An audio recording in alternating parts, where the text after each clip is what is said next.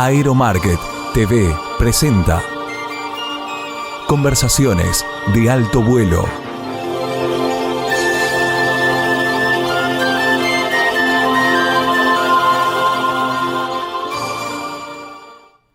Bueno, gracias por estar ahí.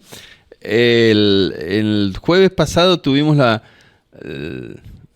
suerte, el gusto de grabar el programa con Daniel Virgin sobre el vuelo en la Patagonia. Fue el segundo programa.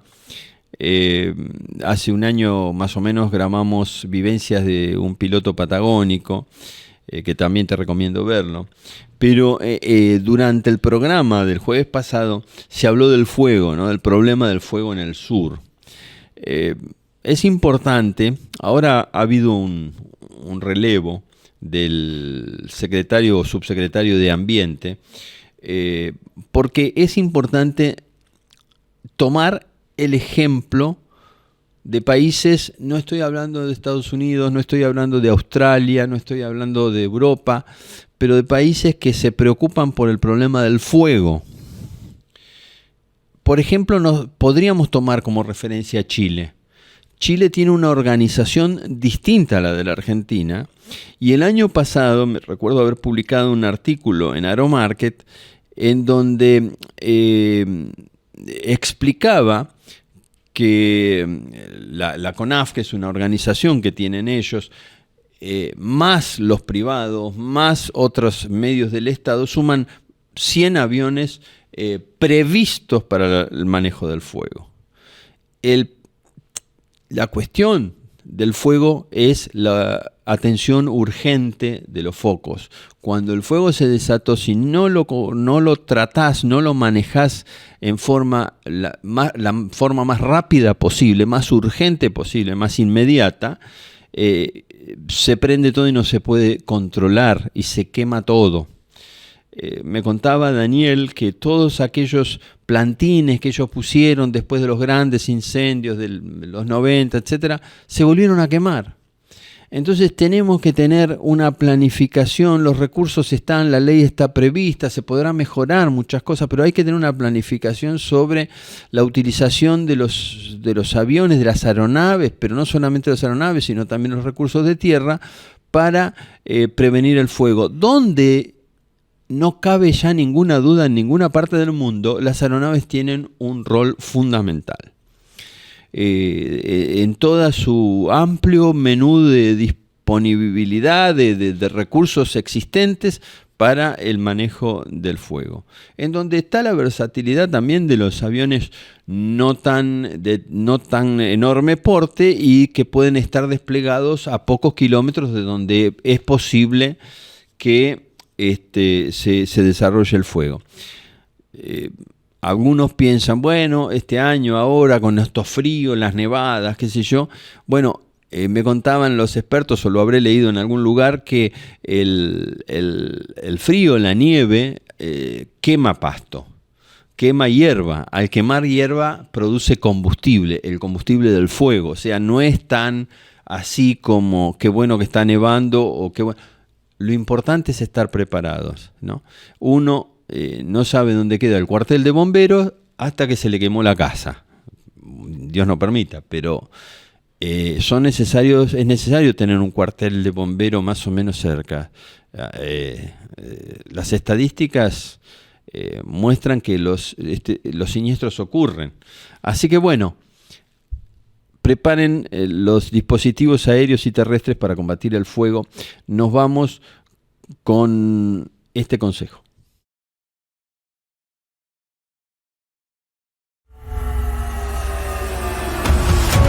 Ahora cualquiera puede aterrizar un Cirrus con solo pulsar un botón.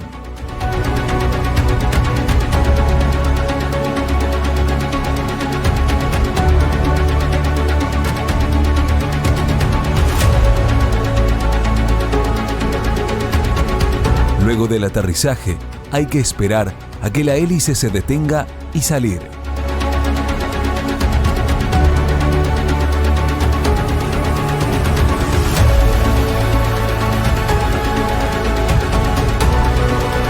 En un Cirrus, la seguridad siempre está al alcance de la mano.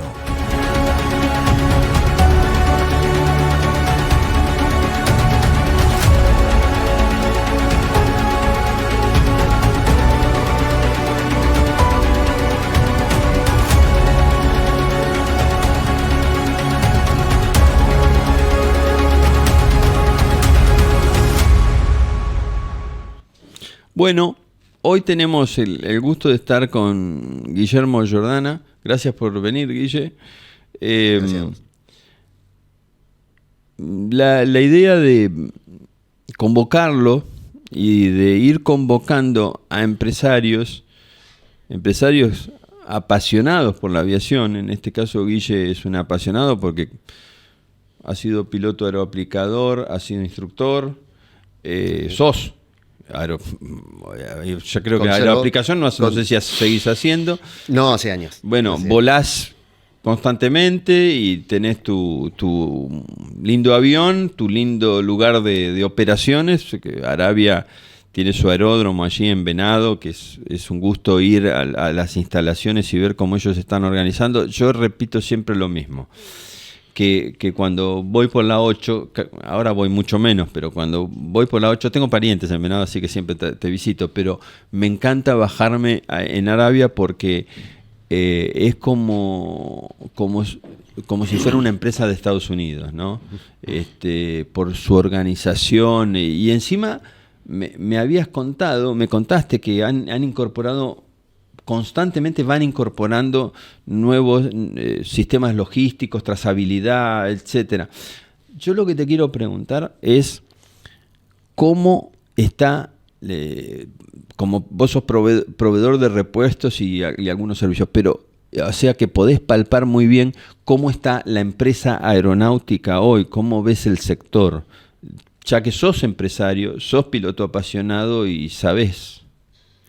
Si te refería al sector, a la empresa aeronáutica argentina, es decir, lo que se ve es decir, las empresas existen, pero con quien hablas, con todos los colegas con quienes hablas, es decir, estamos hablando de empresas establecidas de hace años, con un número de personal, al menos como el nuestro. Nuestro equipo es cercano a las 20 personas. Pero a la vez todos estamos con luces amarillas porque se ve un parate en la actividad importante, salvo excepciones, como ciertas partes del transporte o áreas asociadas al petrolero, o algunas operaciones de helicóptero, o la aviación agrícola, que siempre va al margen porque no depende tanto de la economía general del país, sino de cómo vienen las plagas y el campo ese año. Es decir, la buena noticia es que las empresas siguen estando. No he escuchado que alguna esté cayendo o que sea absorbida por otra empresa. Pero bueno, a la espera siempre, por lo menos desde el lado nuestro, estamos, la empresa está bien, financieramente está muy bien, pero nos gustaría ver un crecimiento de la actividad, nos gustaría ver más soltura económica en todo el ecosistema. ¿Cómo fue el año 25? Te diría que lo acabo de resumir. Ese es el año 25. 25 también, 25-26. ¿Y en el 26 la tendencia sigue? Se lo ve amesetado. Amesetado. Se lo ve amesetado desde el fines del 24, te diría. Sí. Okay. Sí, con altibajos, pero amesetado. Si vos me tenés que describir, estoy haciendo preguntas que no han sido pactadas, pero si vos me tenés que describir la torta llamada aviación de tus clientes, ¿cómo se conforma esa torta para ustedes? Un 35% es aviación agrícola y el resto se reparte proporcionalmente entre escuelas de vuelo, mucho propietario particular, aproximadamente un 40% más en venta directa al propietario o usuario, y el resto en empresas de transporte, escuelas de vuelo. ¿Cuál es la más afectada? Estamos hablando de lo que son ventas a productos dentro del país, que es digamos lo que sería la parte comercial aquí adentro, una vez nacionalizadas las partes. No estoy contando todo lo que es venta FOB, dropship y todo lo que se hace afuera. Tampoco cuento la exportación. Bueno, ahí me planteas un tema interesante. ¿Cuántos de sus negocios están afuera y cuántos acá? Afuera aproximadamente un 15%. Un 15%. Ese 15% Sí, va creciendo año a año. Va creciendo. O sea, Sí. ese 15% mantiene la actividad, por lo menos. Y crece. Y diría que hay sectores que aumentan fuerte. Vos tenés un mayor Sí. share, pero hay sectores que me decís que individualmente están creciendo más. Afuera decís. Afuera, de Afuera, ese 15, de sí, ese 15. Sí, hay sectores que están volando. Ajá. Por usar un término aeronáutico. Sí. Sí, hay sectores que están andando muy bien. También tenés otros sectores que van tendiendo a comprimirse. Es decir, bueno, no estoy diciendo nada nuevo para quien está informado, o como vos, es decir, es todo parte del cambio, de la evolución que se está dando cada vez más rápido en todo el mundo. Es decir, el tema del combustible, por ejemplo, en el caso de todo lo que tenga que ver con Avgas, bueno, eso tiende a una compresión. Sí, pues se está tratando de mudar a todo Sin plomo. lo que es sin plomo o directamente, como es con Jetta 1. Ajá. Es decir, pasar, ya sea a motores de pistón, pasarlos de 100LL a los que usan Jetta 1.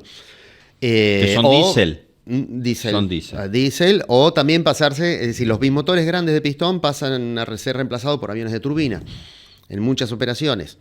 Entonces todo esto trae aparejado cambios. Y vamos a ver ahora en 2030, creo que es, cuando la FAA ya obliga a cambiar el 100LL por la que no tiene plomo. Es una nafta, no sé, uno no espera que haya una diferencia de precio importante, pero cada vez que hay cambio nos pegan en el bolsillo fuerte a todos. Sí, parece que esta vez el 2030, ayer o en la semana me compartía Ernesto Acerbo un artículo sobre ese tema, bien en serio, ¿no? Así dicen, como sí. que el 2030 es un poco Sí. la fecha final. Sí. Pero bueno, es decir, tenemos la esperanza de que pasen a la nafta nueva sin plomo y que eso no cambie los costos, que cueste lo mismo que el 100LL. Yo creo que podría ser, pero bueno, habría que preguntarle a algún entendido. Bueno, supongo que si viene con un... Yo estoy... A mí me molestan las intervenciones del Estado, pero en este caso hay un problema de salubridad prácticamente probada con el tema del plomo, pero si hay demanda, supongo que una buena demanda baja precio siempre, ¿no? También, es decir, sube, pero quiero decir, atrae capitales para la refinación de combustible sin plomo. Si hoy no se refina en Argentina el 100LL, yo veo difícil, digamos, como ciudadano de a pie, opino que veo difícil que se entusiasmen. Es decir, ¿por qué se entusiasmarían ahora a hacer una sin plomo? Cuando en realidad traer el tetratilo de plomo no creo que sea un problema para una refinería del estilo de YPF. Te repito, habría que preguntarle a alguien que sepa. Bueno, no, y bueno, están las otras, las 91 y ese tipo de NASA. Sí, pero no tienen certificaciones de FAA ni de ASA. Están en eso, ¿no? Están buscando eso. No he leído nada últimamente, seguramente estén trabajando. Volvamos a los porcentajes. Vos me decís que 15% está con una actividad cambiante por la dinámica tecnológica, pero que es un 15% muy dinámico, está ahí, está evolucionando bien. El resto de la aviación, el 85% de lo que es los negocios que mantiene Arabia, es lo que está más aletargado. ¿Y cuál es el más afectado de esa torta que vos me dijiste que tenía un 30-35% de aviación agrícola? Te diría que lo más afectado es el propietario, el particular que usa su avión para trasladarse. El que lo usa quizá un poco como hobby, el que trabaja con el avión, el que va y viene a todas partes, ese sigue volando. Claro, sí, ya tiene el avión, ya está. Es su herramienta. Es su herramienta, incluso vas a ver que algunos han comprado aviones nuevos. Es decir, no es que no haya nada, simplemente que no hay un crecimiento. Uno espera siempre ver, es decir, como pasa en todo el mundo, todas las economías, por lo menos, lo que vos ves hoy es un 3% más que el año anterior. Entonces, Es decir, hubo una depresión en los últimos años y después intentó haber un crecimiento que luego se amesetó. Vamos a ver ahora qué es lo que qué pasa con la economía. Va muy a la par de la economía. Cuando decís los últimos años, ¿en qué estamos hablando de cuántos? Te diría post-Macri. Ah, ok. Es decir, el último año de Macri, que es cuando él creó su propia depresión, pues, hubo un crecimiento muy fuerte en 2016, 2017, 2018 no tanto, y ya 2019 ya se notó. Bueno, igual que los gráficos que ves en la economía. Claro, Sí. con el pánico preelectoral de Macri. Se desbarajustó Exacto. Después todo. ya la pandemia Pandemia. también cambió cosas, y bueno, y ahí donde, al igual que la economía, es como que sigue los tumbos. Bueno. Sí. Cuando es coincidente lo que vos me decís a lo que me están diciendo la gente por los angarajes, las moras, digamos, que hay Sí. en el pago de angaraje, los talleres están también obviamente con el mismo problema, o sea, es muy coincidente y es una información consistente con con lo que se ve en la actividad del país. Lo que yo pensé es que, y de alguna manera lo sigo pensando, que va a motorizar mucho, petróleo y minería va a movilizar mucho a la aviación y hasta le va a cambiar un poco la dinámica, el eje, Esperemos que sí. Hay que ver cuánto de eso rebalsa y cae a todos, digamos. Pero inclusive el como mismo, pero sí, siempre hay. como mismo servicio al sector, ¿no? También. Sí, tal sí. cual, tal cual. Pero bueno, la buena noticia es que las empresas están todas o casi todas están vivas y bueno, y a la espera. Si hay, todos tenemos capacidad de esperar. Claro. Esa es la parte buena, porque además de todo esto tenemos que también adaptarnos a los cambios que nos vienen de afuera, es decir, nos golpean desde adentro y nos golpean desde afuera. Hay cambios muy grandes entre los fabricantes de aviones, los fabricantes de componentes, las fusiones que está habiendo, las absorciones de empresas que está habiendo. Está cambiando mucho la manera de comercializar los aviones y sus partes. Hay más concentración. Mucha concentración cada vez más. Antes era una cosa de que solamente se veía en la aviación comercial.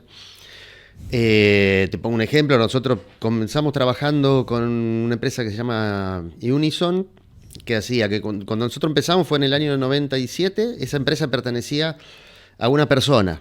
Una persona que la veíamos, nos juntábamos con él, con su hijo, una empresa que ya venía creciendo, ya había comprado toda la parte de ignición de turbinas, y nosotros vendíamos toda la parte de pistón, lo que es la parte de magnetos, la marca Slick, que todo el mundo conoce, que después completó todo el sistema de encendido fabricando incluso las bujías. Y también vendíamos la parte de turbina. Y bueno, íbamos creciendo en ese mercado. Era muy interesante. No solo vender acá, sino también se vendía afuera. Me acuerdo que hasta a Buquebus le hemos vendido ignitores para las turbinas de los barcos. Alguna cuantita nos quedó por cobrar con Sour Winds. No me digas. Y bueno, se venía trabajando bien hasta que después ellos venden todo a una compañía subsidiaria de General Electric. Entonces, ni siquiera era el grupo de General Electric, era General Electric Engine Services, que pertenece a General Electric Engines. Y General Electric Engines es una compañía del grupo de General Electric. O sea, pero todo eso uno lo veía como una cosa lejana, porque todo eso baja de la aviación comercial y de algo que estamos hablando del grupo, en ese momento era el grupo más grande del mundo. ¿Qué capitales son americanos? Y eso está en la bolsa. Nunca se sabe. Claro. Entonces, ¿qué pasó? Un día reestructurando de tal manera, si veníamos haciendo los contratos ya con General Electric, hasta que un año cambiaron toda la forma de comercializar y le pasaron toda la distribución a una sola empresa. Entonces, Global. ¿qué pasa? Lo que antes era un negocio muy grande para el señor Sontag, luego pasó a ser una cosa muy chiquitita para General Electric. Entonces todo eso les molesta y por eso lo simplifican. Bueno, todo eso se está viendo ahora con absorciones, es decir, bueno, hemos visto ya hace varios años la absorción de Walter por Pratt & Whitney, es decir, la PT6 tenía un contrapeso, que era la Walter 601, que es un motor que anda muy bien, simple de operar y simple de mantener, demostró ser muy buen motor, incluso llegó a certificar la 601, creo que la modelo E11. ¿Ese es polaco? Claro. Y bueno, acá se vio en aviones como el LED 410, Aeromecánica ha tenido algunos, los agrícolas, los Turbo Crook. Bueno, había un contrapeso. Bueno, viene General Electric y compra Walter. Uno dice, bueno, desde ahí la Walter 601 pasó a llamarse H80. Parecía que iba a haber un contrapeso de la PT6 y no fue así. Hubo problemas en los aviones agrícolas, en los trash. Están andando, pero la retiraron del mercado. Es decir, está ahí, no sé hoy en qué situación estará la H80. Entonces, hoy no se fabrica esa de motor, ¿o sí? No sé exactamente si tiene alguna aplicación particular. O si solamente están fabricando. Sí está viva la fábrica para atender servicios y proveer partes para las Walter y las H80 que están volando. Pero si hoy no ves, por ejemplo, que Textron esté ofreciendo un Kinect con H80. O PT6. Sí. Como en su momento Trash ofrecía las dos opciones. Entonces no tenés contrapeso, que eso es lo que está pasando. Se ha monopolizado. Se tiende a monopolizar. Bueno, vos has publicado la otra vez, y creo que fuiste el único que hizo un comentario sobre la absorción de Trash por Air Tractor. Sí. Todo eso, es decir, que alguien me contradiga, si yo digo que es malo. Entonces, es decir, que no me vengan con el cuento del legado del Leland Snow, que lo juntamos y potenciamos, es decir, todos queremos ser el dueño del 100% de la torta, nos gustaría, es el sueño del pibe, y ellos lo lograron. Sí. Decime si eso es bueno, o que alguien diga si eso es bueno, si no puede ser bueno. En el corto plazo a lo mejor no tocan nada, pero en el largo plazo... Sí, ojalá me equivoque. La teoría dice que si en un mercado que los estados tienen una única misión, dice la teoría más liberal, que es la de mantener abierta la entrada y la salida de un mercado. Es decir, si un mercado se expande, la lógica te dice que los capitales van a ir a ese mercado. Exacto. Porque es atractivo. Porque hay oportunidades. ¿Sí? Y entonces ahí es donde se produce la competencia. No estoy analizando el tema de los motores. Por otra parte, también hay una incursión, me parece a mí, corregime, porque no domino todos los temas, pero de los chinos, porque por ejemplo, Continental y todo ese tipo de motores, sí. Hoy están bajo... Son chinos, digamos, son capitales chinos, ¿no? Continental compró varias fábricas. Los chinos compraron varias fábricas, entre esa Continental, pero hace muy pocos días la vendió. Y se la vendió a capitales americanos. Un acuerdo político, seguramente, ¿no? ¿O no? No lo sé, no se sabe. Ajá. Lo único que tenía de chino Continental era la cúpula. Ajá. Y pusieron, es decir, trajeron algunas ideas chinas, pero nunca dejó de ser una empresa americana. Incluso tampoco tocaron la parte de Alemania, que es la que fabrica los motores diésel, de eso no tocaron nada. Pero sí está pasando algo, porque viste lo que pasó con Cirrus, sí. Que ahí se metió el gobierno.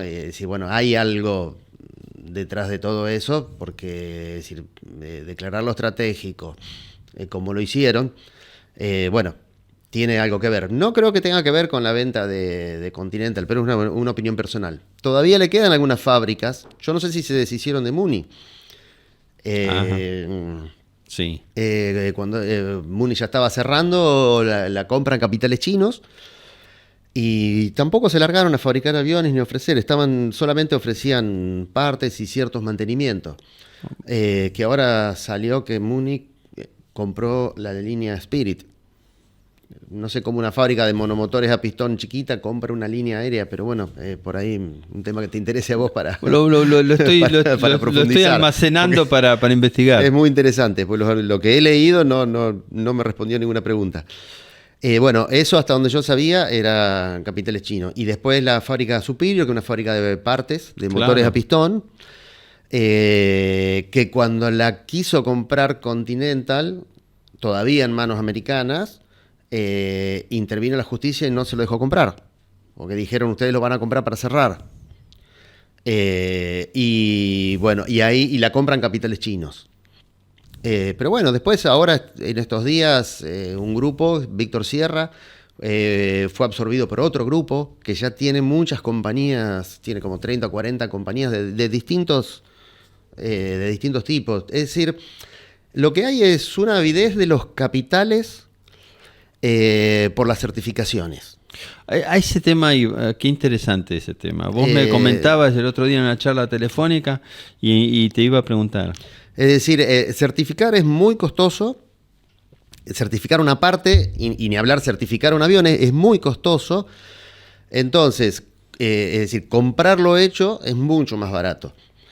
Y es mucho más rentable. Por eso que hay toda una avidez de comprar todo lo que pueda estar certificado, ir y comprarlo. Muchas fábricas chicas fueron no desapareciendo, pero sí a medida que se van como achicando o envejeciendo, han ido siendo absorbidas por fabricantes de productos PMA. Entonces ellos lo que hacen es completar un portfolio de productos con todos esos productos chicos que van cambiando de mano, que su diseñador a lo mejor es unipersonal. Por alguna razón ya no lo puede sostener. En algunos casos me ha pasado de tratar con el dueño se muere y después digo, bueno, alguien lo va a agarrar. Bueno, lo termina agarrando uno más grande. Entonces lo que están haciendo las fábricas es buscar, impresionante cómo van cambiando de mano. A veces han pasado a manos, me acuerdo de Kelly, la familia Kelly, que eran ávidos de comprar productos PMA. Después vendieron y después volvieron a comprar. Y después volvieron a vender. Es decir, es como casi un commodity que se pasa de manos. Pero sí hay una gran tendencia a la concentración. Entonces hay unos pulpos muy grandes que están concentrando muchos productos. Lo cual a la larga, es decir, debe haber cosas buenas. Hasta ahora lo único que vemos es que cada vez que cambian de mano aumentan los precios. Pero bueno, es la realidad que estamos viviendo. Y de la misma manera que en aviones, es decir, certificar un avión, un FAR 23, es costosísimo. Entonces, quien tiene un certificado tipo, tiene oro en las manos.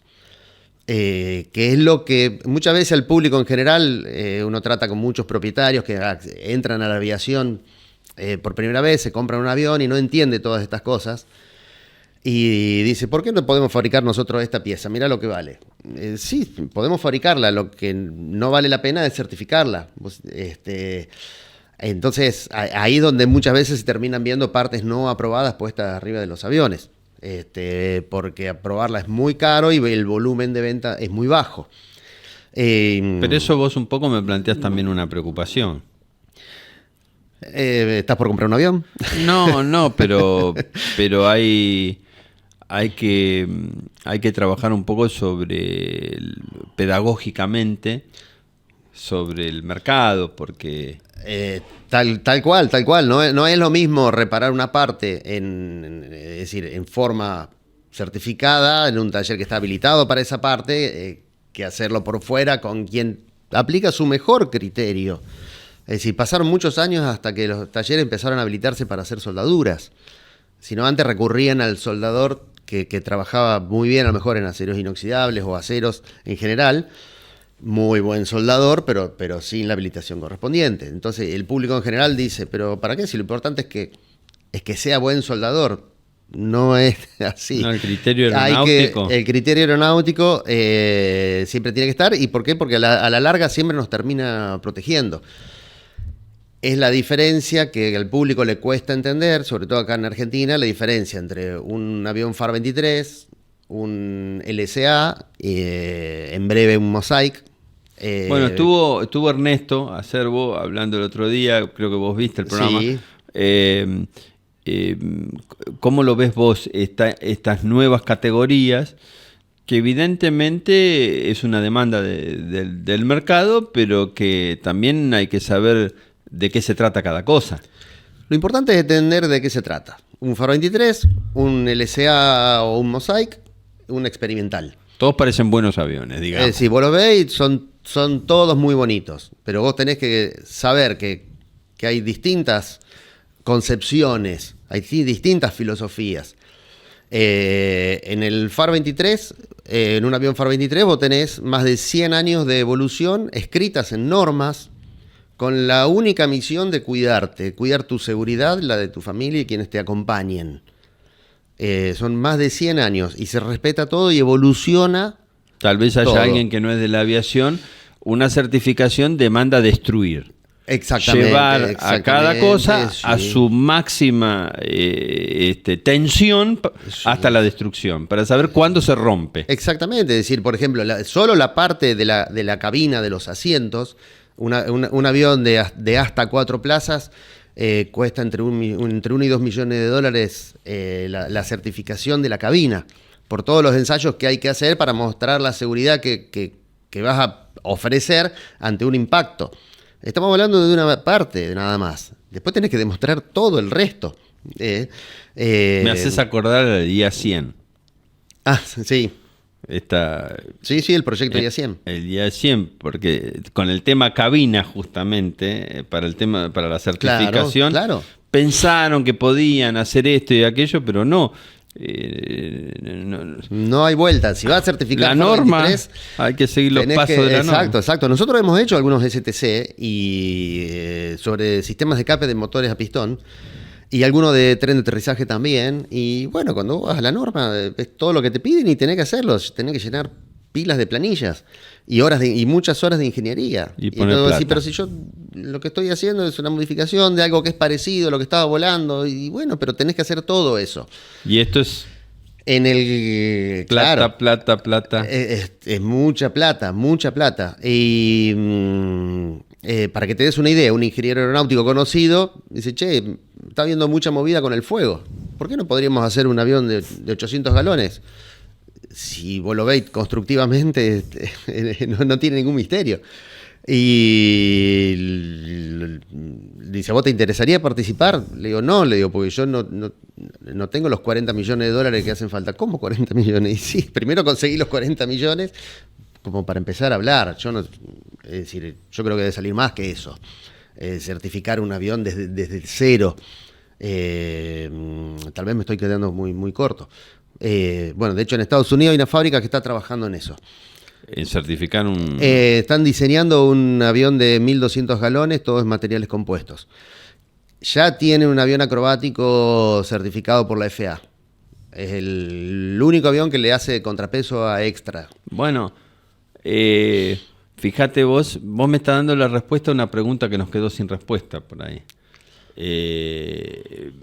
Hay una empresa que compra Thrash, pero hay otra que está pensando en un producto distinto, más moderno. Cuando lo comentaste, me vino a la mente, por eso me acordé ahora. El empresario, perdón, porque siempre nos ponemos a hablar de economía con Guillermo, pero el empresario, y debe ser así, tiene que tener la espada de Damocles de la quiebra sobre su cabeza. Siempre la tiene en un mercado libre. Tal cual. No es fácil. Tal cual. No es para todo, como dice el dicho, la bota de potro, una cosa así. Exacto. Dice el dicho, bueno, no es para todo. Sí. Es complejo el tema. Hacer frente a tantas... inclusive voy a usar una palabra, hostilidad, porque esta es una lucha por tener más participación del mercado y no te podés quedar. Entonces, tal cual. Pero también es cierto que hay veces que se dan determinadas circunstancias que ponen a determinados productos en situaciones dominantes. Entonces, bueno, es decir, lo que tienen que hacer es disfrutarlo mientras dure, porque nunca es para siempre. Nunca para siempre. Y bueno, en buena hora. Preguntáselo a IBM. Sí, ¿no? IBM y tantos otros. Y tantos otros, ¿no? ¿Sí? Se me ocurre, siempre tengo el caso de IBM y Compaq y Jobs. Si te vas a la tecnología, claro. Y todas las marcas japonesas de audio, y etcétera. Ah, sí, tal cual. Pero voy a contar una anécdota, discúlpame. Pero el MIT de Japón es el Ministerio de Desarrollo de Japón. Esto es un caso que lo creo que Friedman, que lo trata, le dijo a Sony que no se dedicara a la electrónica porque nunca iban a poder competir con los americanos. Y lo mismo le dijo, creo que a Toyota o a Honda sobre la industria automotriz. Bueno, los burócratas tenían una visión muy distinta a la que tuvieron los empresarios. Menos mal que no les hicieron caso. Tal cual. Pero bueno, es la dinámica del mercado. Tal cual. Es decir, ¿quién hubiera anticipado que Cirrus iba a tener el éxito que tuvo cuando la industria tenía toda una dinámica diferente? Ellos fueron en contra de la corriente. Es decir, y bueno, tenemos y que hasta destacar, revirtiendo una adversidad tal vez, pero tal interesante. vez. Sí, interesante. Sí, y bueno, es decir, acá tenemos que destacar que Cirrus existe gracias a la aviación experimental. Porque ellos hicieron un avión experimental que después certificaron. Entonces, todo tiene que existir, pero el usuario debe entender qué es cada cosa, qué es un FAR 23, qué es un LSA Mosaic, qué es un avión experimental. En un FAR 23 tenés más de 100 años de historia y de normas escritas para tu seguridad. En un LSA se pueden aplicar todas, pero se aplican otros tipos de conocimientos también. Pero no necesariamente vas a aplicar todo eso. Entonces ya tenemos otro nivel de seguridad. Pero ¿qué pasa? Como son aviones livianos, son chicos, está todo a la vista, se están animando a decir, bueno, no apliquemos toda la norma. En el experimental es la buena voluntad y el criterio de la persona que diseñó y construyó el avión. Es la confianza que uno le tenga, y bueno, y después viene la experiencia, ¿no? De quien va a comprar un avión de Vance, por ejemplo, bueno, dice, se construyeron tantos, volaron tantas horas, listo, me apoyo en eso. Quien diseña y construye su propio avión, bueno, se tira una pileta que no sabe cuánta agua hay. Entonces el público debe entender eso, con un avión y con una parte. Es una cátedra, ¿no?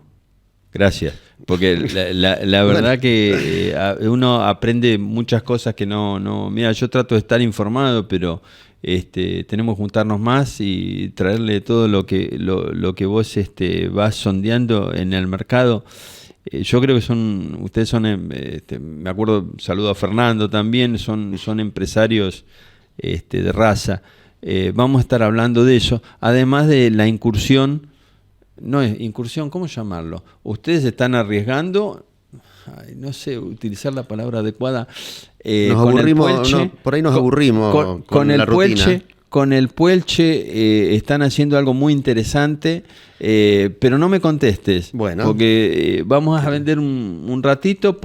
Siempre te pido un like, un comentario, compartilo.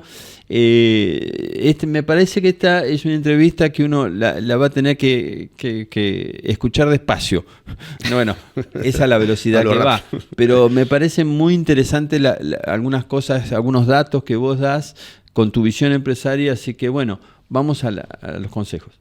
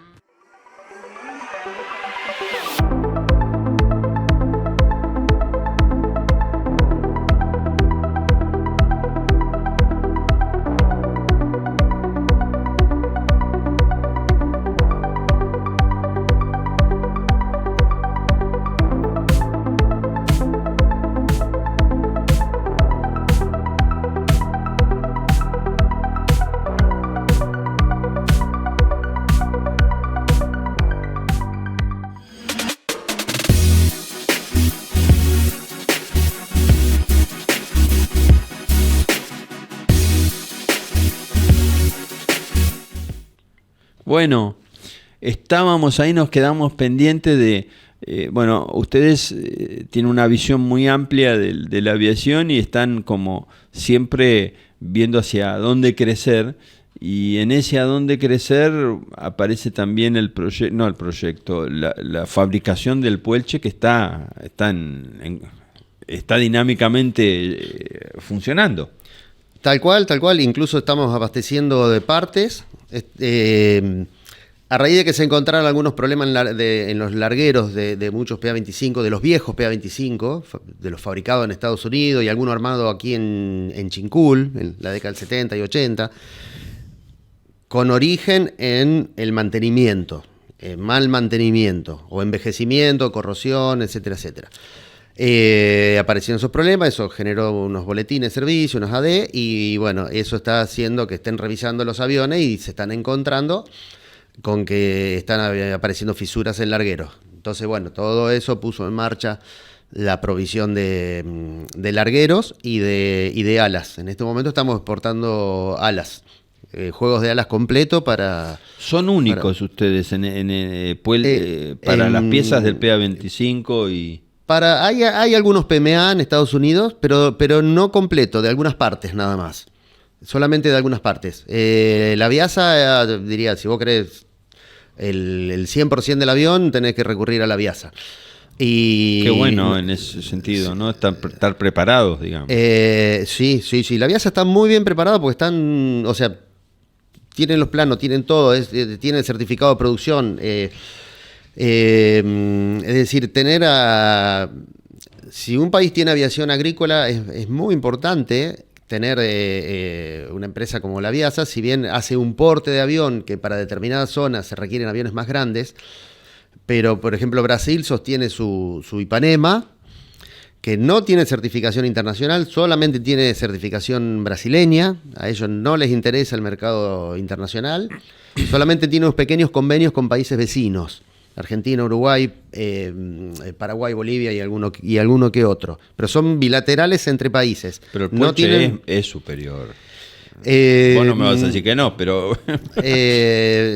yo no me meto... no hablo de la competencia. Es como quien te dice el Ford o el Chevrolet. Es decir, son todos buenos los aviones. Bueno, el Ipanema era muy malo y después lo fueron mejorando. Los más viejos estoy hablando. Y con el tiempo lograron un buen avión. De la misma manera lo hacía Piper con su Brave y Cessna con su 188, que todos discontinuados en la década del 80. El PA-25 es un excelente avión, muy productivo. El mismo nivel de productividad de la evolución del PA-25, que fue el PA-36. Si pues lo único que lograron con el PA-36 fue darle más capacidad de carga, es decir, fueron escalando la capacidad de carga, pero el nivel de productividad es el mismo, y después que está probado, se hicieron más de 5.000 aviones para todo el mundo. La gran mayoría se hicieron en Estados Unidos por Piper, unos 200 más o menos hizo Chincul en su momento, y la Viasa está 80 y pico aviones que hizo desde el año 98, que compra el certificado tipo. Esto hay que relacionarlo con lo que venimos hablando, es decir, la Viasa compró un certificado tipo.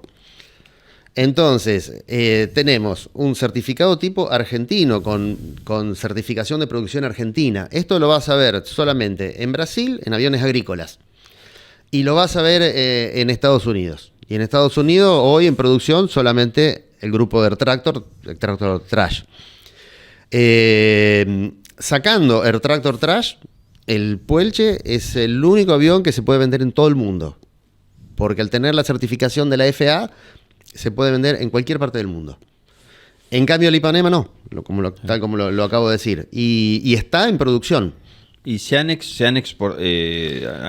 ¿La Viasa exportó? Sí, lo que pasa que en su época, cuando tuvo el convenio con FADEA, eso no, jugó en contra a la fábrica. Es decir, varias cuestiones pasaron por estar en Argentina y un poco de mala suerte por los socios que hubo, ¿no? Pero eso es parte de la historia. Cuando se termina el contrato con FADEA, se hicieron varios aviones, cerca de 20. La Viasa empieza a hacer aviones por cuenta propia y se han enviado uno a Estados Unidos. Antes se habían mandado a México, Australia, Brasil, Bolivia, creo que Colombia también. ¿Tiene el biplaza? El Biplaza, lo que pasa es que el Biplaza solamente tiene certificación argentina. Pero de todas maneras se está trabajando y se está avanzando rápido en la homologación de la FAA. Que ese es un poco el golazo de media cancha que estábamos esperando. Porque nosotros a su vez tenemos un acuerdo. ¿Con la FAA? Sí. El convenio bilateral, Claro, el convenio bilateral. Que rige de hace más de 30 años. O Claro. sí. La parte buena que lo único, es decir, si está aprobado por ANAC, está automáticamente aprobado por la FAA. Pero en el medio existe la validación. Es decir, no hay que recertificar, no hay que gastar todo el mismo dinero de vuelta para hacerlo con la FAA, sino que se audita la documentación.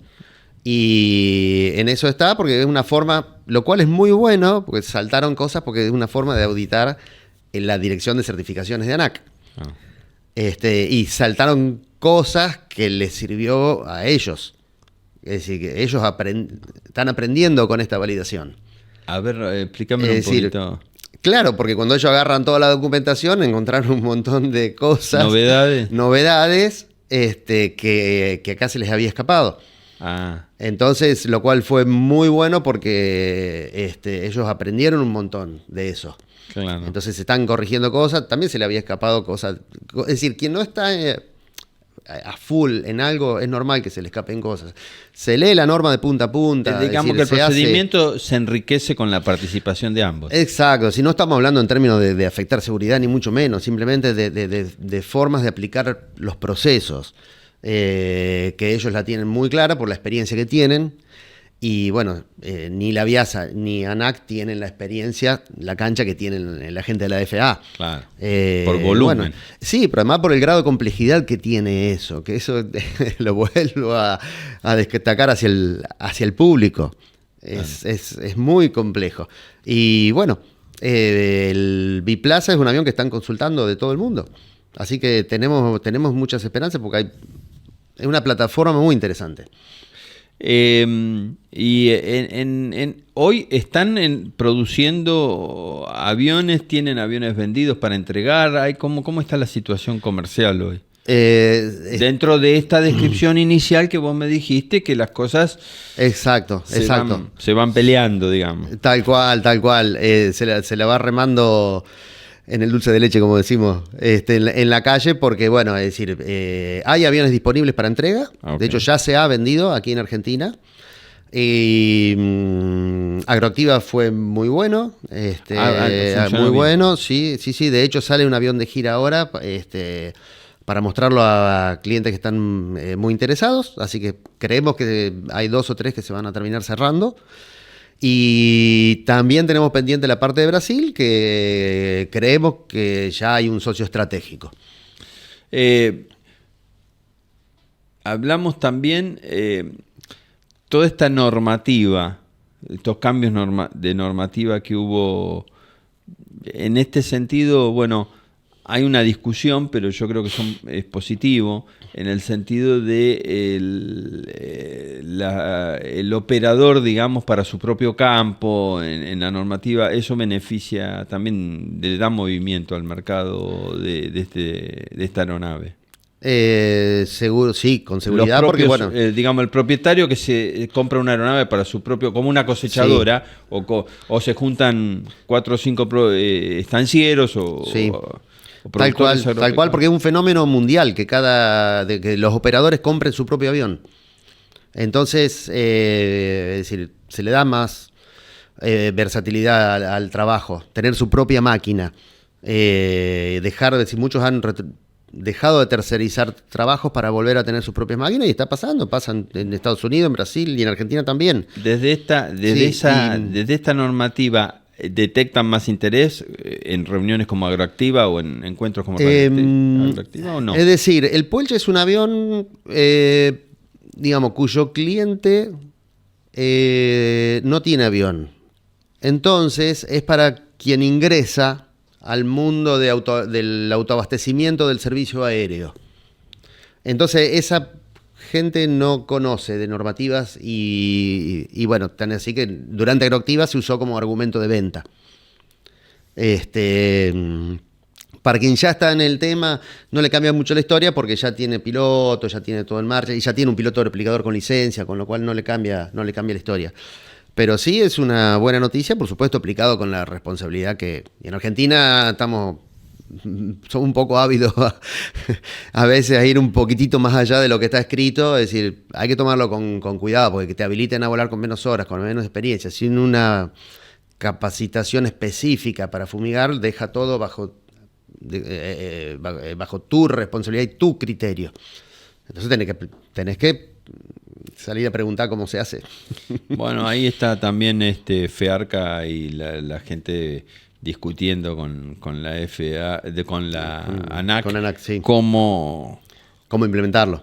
¿Cómo se va a hacer esto? Claro, porque sí.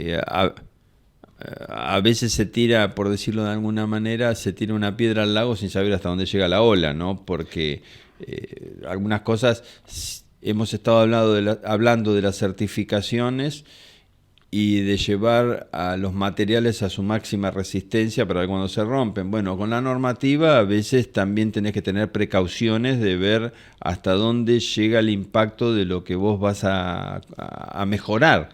Y esto por un lado no se tiene que frenar la innovación, pero por el otro lado hay que ser cauteloso. Tal cual, yo creo que detrás de esto tiene que ir una charla, una instrucción, es decir, está todo bien, esta es la nueva norma, pero algo tiene que, de alguna manera hay que darle una mano a quien entre para que entienda que no es largarse, tirarse. Ahí el diálogo con los sectores es fundamental, porque para ver cómo impactan las cosas en el mercado realmente, ¿no? Quienes están en el mercado te pueden dar, no te digo la respuesta inocente y la más adecuada, pero por lo menos un parecer que te permite ver el panorama. Para eso está FEARCA. FEARCA hace muy buen trabajo.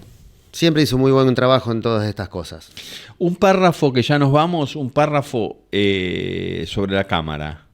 La Cámara Argentina de Aviación. La Cámara Argentina de Aviación. Vos estás con Nico y otros motorizando ahí. Exacto, con Nico Corti de Calcor. Y otras empresas, por supuesto, que estamos motorizando la unión de empresas.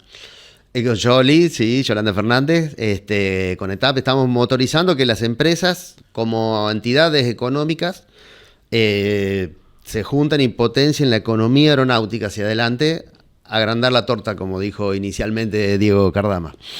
Claro, Diego fue el que tiró la frase. Cardama. Entonces, listo, alrededor de agrandar la torta va la historia. Bueno, lo vamos a traer por acá también a Diego en cualquier momento. Tenés que engancharlo. Si lo enganchás. Hay que engancharlo porque es más difícil que... Bueno, gracias por estar ahí. Se nos fue volando el tiempo y como corresponde.